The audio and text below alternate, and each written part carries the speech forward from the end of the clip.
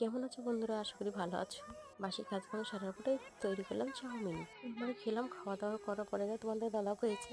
আর ওই হাতে রান্নাটা করে নিয়েছি। তো রান্না বান্না কাজকাম সেরে স্নানটা করে খাওয়া দাওয়া করেছি। তারপরে বিকাল হয়ে গেল, তৈরি করলাম চা আর তার সাথে হচ্ছে মুড়ি।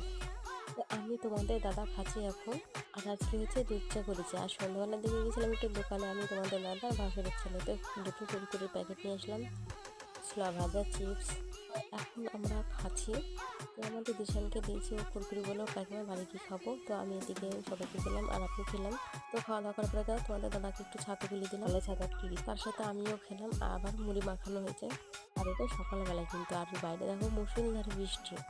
আর আমাদের বারান্দাটা তো খুবই জলে থই থই থই থই করে, সেই কারণে ঘরের মধ্যে চাটা করছি এখন আমরা।